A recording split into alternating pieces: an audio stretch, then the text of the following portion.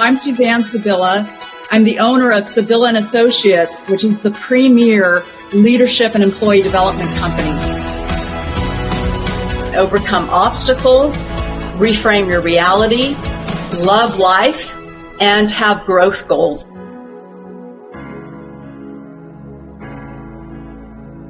Change and shift your energy. Pivot.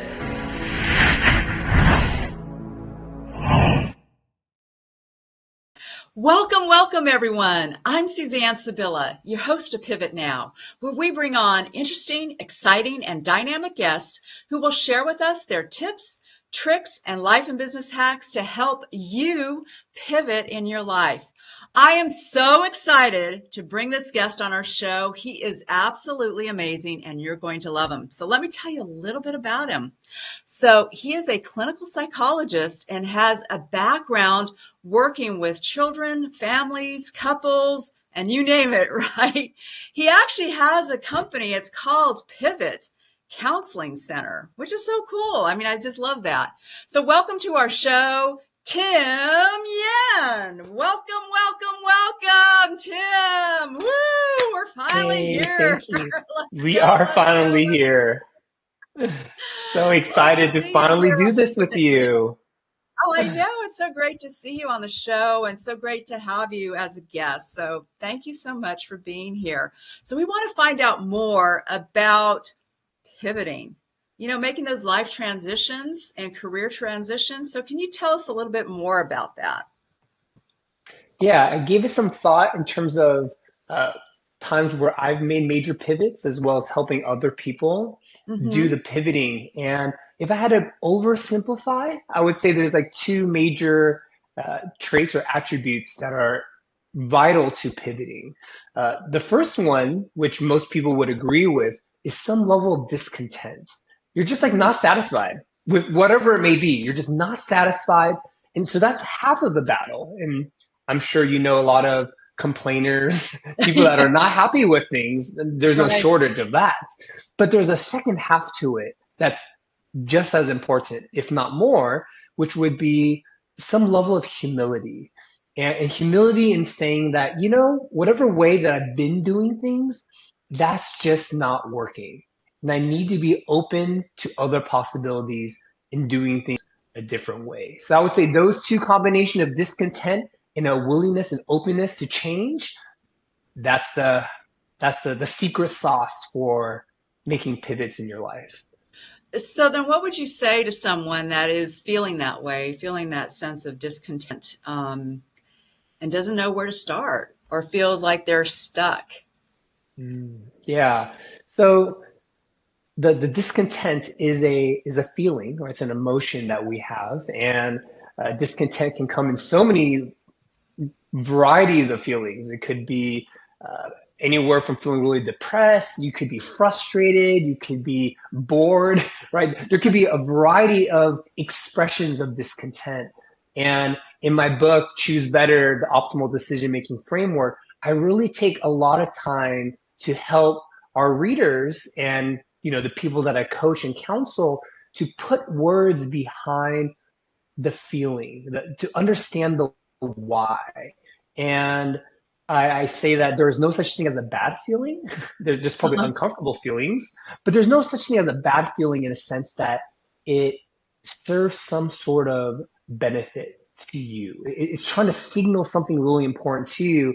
And so I would say that's the first step, right? The first step is understanding what is the why, putting to words, articulating the why behind the what, which would be the discontentment. So then what do you do after you find the why? Then how do you go about it? I mean, what do you do next?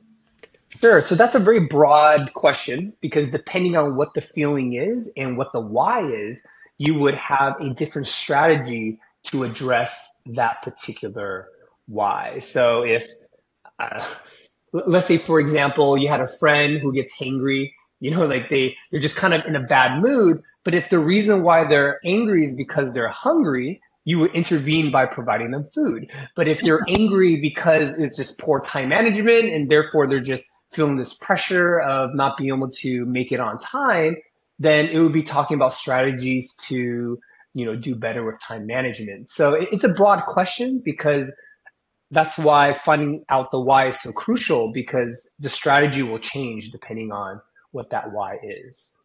Well, and this leads to our next part of our segment is we have this part called 3, 2, 1, go. And so I'd like to hear from you. Give us 3 tips, 2 tactics, if you will, or techniques, and 1 action item to pivot our lives forward. Awesome. So I'm ready for these questions, because I did my homework. So 3 things, 3 tips. The first one, which is beautifully tied into what I just said, right? Which is listen to the why behind your feelings. And that's the first step, because feelings hit us at 1/10, 100th of a second in terms of how fast it hits our brain. So it's something that you can't really ignore. So instead of avoiding it, it's leaning in and being curious about what these feelings are about. So that's the first one. Second one is be selective with what you focus on. And I know the CEO of Netflix, Reed Hastings, he said that the biggest competitor of his company is other things or people. Oh no, he said sleep. That's what it was. Sleep is the greatest competitor, because it's taking people away from their attention watching Netflix and streaming. So I say all that because there are so many things, people, circumstances that are fighting for your attention. One could argue that your attention is actually one of your greatest commodities, like one of the greatest resources you have. So we want to be very, very picky on what you focus on, because I would argue what you focus on gets bigger, gets magnified, and it ultimately leads to your trajectory in life. And if you don't really like where you are at in one given sector, chances are we want to figure out what are you focusing on, and making sure to pivot, right, to focus on the right things that move you in the direction you want to go. So that'll be the second one. I Third love one. that. I love that. That gets a heart and Okay. a flame, Tim. I love Oh, that thank so you. much, because I think that is so true. Is what we focus on, we give energy to, right? And Yes. it enlarges. So I love that. I love that point. And what's your Awesome. next point? What's your next All right, tip? number three. Number three is make decisions based on your values. So again, that's where the counseling, the coaching work is so vital, because a lot of times we kind of live life with this kind of vague understanding of what we value, what's important, or what society or our parents have told us are important, but we haven't really sat down to ask the question, what matters to me? Right? What matters to me and why? And hopefully for many of us, living a life of integrity is one of those values, being true to who you are and what matters. And living a great life, an optimal life, is having decisions that are supported by those values. And people who live out of integrity, kind of incongruent to those values, tend to live lives that are suboptimal. So that would be the third one, right? Is making clear to know why you're deciding whatever you're deciding. Is it aligned with your values? Love that as well. Again, another heart and flame, another heart and flame. And so how I got to have a follow-up question on this one. I know we're going to Of techniques course, as well. yeah. My follow-up question on that is, how do you find your values, and what are values? Yeah, so values is just another fancy word for what is meaningful, what matters to you, what gives your life purpose. And there are some universal values that, psychologists, researchers, people that have kind of done a deep dive on this topic of purpose and meaning have found. And one of the most universal ones is living a life that is bigger than yourself, right? Being a part of a cause that is bigger than yourself. Viktor Frankl, I think, is one of those people who's really big on that concept. And so things of that nature. And again, none of us come into this world with some sort of manual of, hey, this is your life's purpose, this is what you're called to do it, and you'll be fulfilled. So a lot of it has to do with having the courage to explore, to try things. And again, working with a coach, a psychologist, it helps start that conversation. And a lot of times, by the time you start having this conversation, you already have many, many years of life experience, which means there's a bunch of data points on why you decided to choose whatever you chose, and being able to kind of distill the values from the choices that you made allows you to see patterns, trends, things of that nature. And you get to decide, is that something that you want to replicate moving forward and do even bigger? Or is it something that you don't want to replicate because it may reflect a value, but it's done in an unhealthy, counterfeit way? And that's what's getting you in trouble. So how can we meet those needs and wants in a healthy way? And maybe that's the conversation of figuring out the action steps behind the values and identifying what those are. Yeah, I think that's so true. I think it's so important to find out what is important to oneself. Like what is it that you really value in your life? I mean, is it family? Is it competition? Is it moving up in the world? Is it having a peaceful life? I mean, what is it that you're really wanting in your life? And how can you create that kind of life that you want so that you can have the best life, right? So I think that is so important to really look at what is important to yourself. So when we're talking about the techniques, can you tell us a little bit more give us 2 tips or techniques? Yeah. So 2 techniques that are in alignment with those 3 tips. The first one is increasing your emotional intelligence. And by doing that, it means that you, one, have to be able to learn how to identify the feelings that are coming up for you, but also know, the why behind those emotions.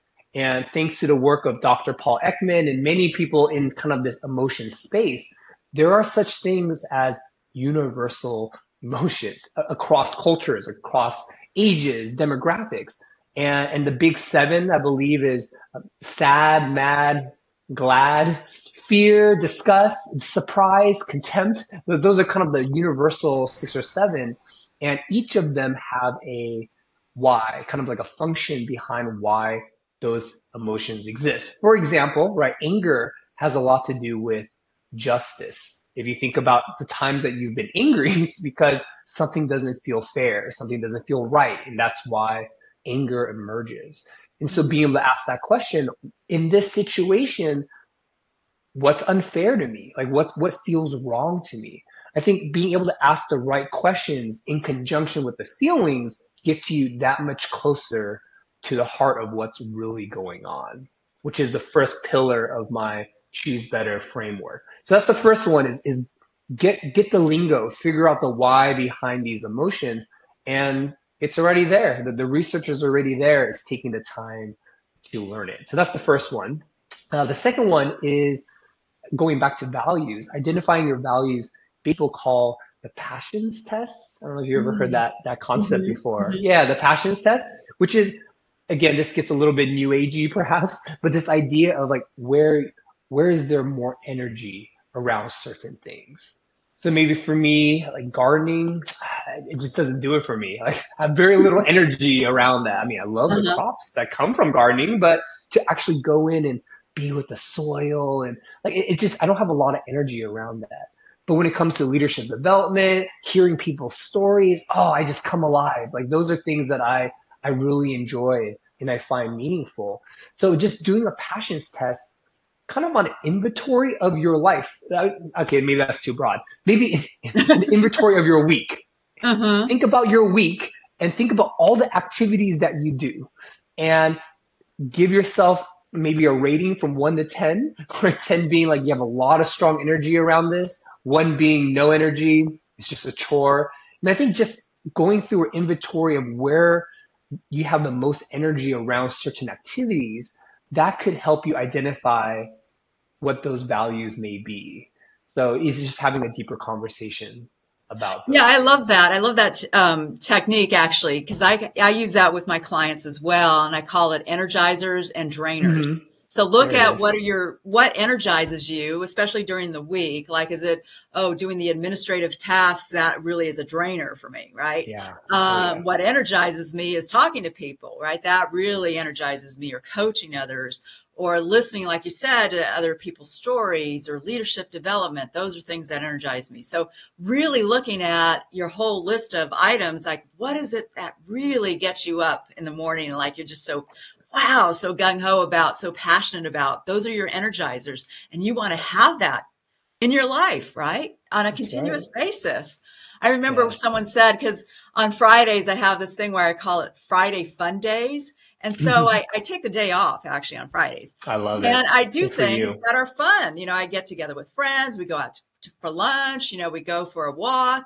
We get exercise, things that are fun. And a friend of mine said, this is actually last week, she said, you need to make Friday Fun Days every day.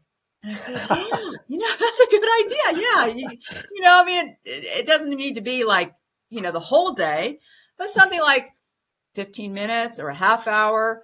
Incorporate fun in your daily living, right? Because then I love it. that brings the joy back. That brings the I love joy, the it. laughter, the fun. We all need fun in our life. Yes. Yeah. I guess that's what people mean by work-life balance, right? It's like, Yeah, hey, I exactly. understand there is work. Like, you're not going to love everything that needs to be done. You probably will like the outcomes of the things that require work, but in terms of the energy, quality of life, having some sort of balance every single day will make your life feel richer. Like you just Yes, want to be around more because exactly. there's life Exactly. energizers, as you said, in every Yep. day of your life. Yep. So give us one action item to pivot our lives forward. So the action item I have for your audience is identifying your next small step and act, right? Your next small step and act. And there's a famous proverb. It's kind of like a riddle. It's like a riddle proverb that goes something like, "How do you eat an elephant?" And the answer is one bite at a time, right? So when we Mm, think about elephants, they're huge. And so everyone automatically thinks no one's mouth is that big. There's no way uh-huh. you can eat the whole elephant unless you're a dinosaur. I don't know. Even dinosaurs, I don't think could eat a whole elephant. So people get overwhelmed, right? When they think about their goals, they think about where they want to be. Sometimes that big picture excites but paralyzes us. And so when the vision is set and you have some kind of vague idea of where you want to be in your life, it's just identifying that small step. So maybe one of the goals is I want to exercise more, but then your brain goes straight to like, oh my gosh, is that like 5 days at the gym? I have to wake up at 5 in the morning. Like just thinking about all that. Uh, Maybe I'll start next week. Like I just Right. don't even want to Yep. go. But when we take it from a one small step, one bite at a time approach, it's like, hey, maybe it's just getting in the rhythm of showing up at the gym. That's it. You don't even have to work out. Just show up at the gym, check in, right? And then if you are gutsy enough to turn around in your gym clothes and leave the gym, hey, that's still a win for you. But most people, right, once they're in that environment, they hear the music pumping, everyone else is working out. It's a little bit easier to follow through, which I guess is part of the the action item is creating an environment that makes it easier for you to do the right thing. There's certain environments full of distractions. I mean, you need a lot of willpower to Uh-huh. do the right thing. But sometimes if you're able to create these systems where it's actually harder to do the wrong thing, then most of us kind of fall back to, well, I might as well just do the right thing, the thing that's going to be good for me, the thing that's aligned with my values. So that's kind of the tip is keep it small. Keep it small so that you can be consistent and it's really the momentum, right? Life is a marathon, not a sprint, right? It's Yes, these small yes, steps. yes. Again, another fire and hearts. I love it. I love it. I love it, Tim. So cool. I always say that to my clients too, is because a lot of times, especially in the beginning of the year, right? I mean, now we're into almost March, right? March is tomorrow. Mhm. But a lot of times, my clients will say, well, I'm going to, I want to get into fitness. I really want to lose weight. I really want Yeah. to, elevate my career. And I'm like, whoa, whoa, whoa, whoa, whoa. It's, way too All many at things once. all at once, Yeah. right? So pick one right. item and take that small step forward, right? And then you start feeling like, oh, the momentum is coming, and you start building confidence. Like you go to the gym one day and it's like, wow, I feel really great. And then you go the next day and it's like, wow, I feel really great, right? So just do it like 2 times a week. Don't say I'm going to go every day to the gym, because that Don't do gets that to so yourself. overwhelming, right? Just pick one thing that you're going to do and follow through on that. So excellent, excellent advice. Love it. And so, where can we find you, Tim? And also tell us a little bit more about your book and where we can find you and your book. Yeah, so the book is on most book publishers, wherever you buy your books, Amazon, Barnes and Noble, things of that nature. It's called Choose Better, the Optimal Decision Making Framework. And it's a very light read. I would say it's a pretty easy read for most. I'm all about helping people make authentic, powerful, decisive decisions. And so I do my best to model that in my book, sharing pieces of my life, right, where I've gone wrong, and how did I pivot, right, from those decisions.